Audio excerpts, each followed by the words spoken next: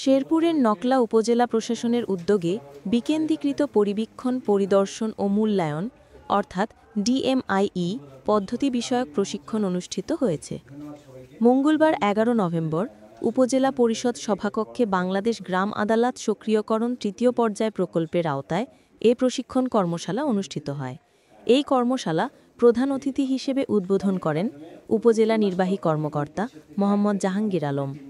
এ সময় বাংলাদেশ গ্রাম আদালত সক্রিয়করণ তৃতীয় পর্যায় প্রকল্পের শেরপুর জেলা ম্যানেজার গোলাম রব্বানী এবং উপজেলা কোঅর্ডিনেটর হুমায়ুন কবির সহ প্রশিক্ষণে ইউনিয়ন পরিষদের চেয়ারম্যান ও প্রশাসনিক কর্মকর্তারা অংশগ্রহণ করেন।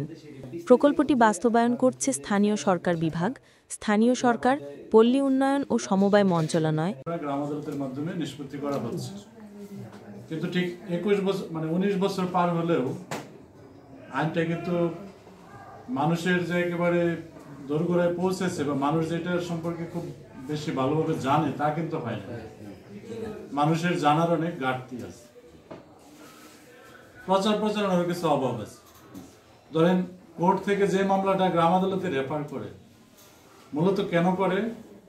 কারণ এটা গ্রাম আদালতে বিচার্য। তাহলে মানুষ কেন আদালতে গেল?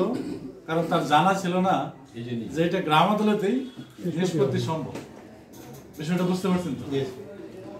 তো দেখা গেল যে ওখানে সে কয়েক মাস সময় ব্যয় করেছে, একজন উকিল তার ধরতে হয়েছে, সেখানে বেশ কিছু টাকা ব্যয় করার পরে জুডিশিয়াল ম্যাজিস্ট্রেট মহোদয় আদেশ দিলেন যে এটা সংশ্লিষ্ট ইউনিয়ন পরিষদে গ্রাম আদালতের বিচার্য নথিটি তার বরাবর প্রেরণ করা হোক।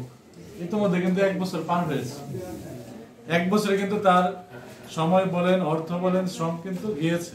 বিচার কিন্তু শেষ হয় নাই। চেয়ারম্যান মহোদয়দের কাছে যখন আসলো, বিচার আবার শুরু হলো।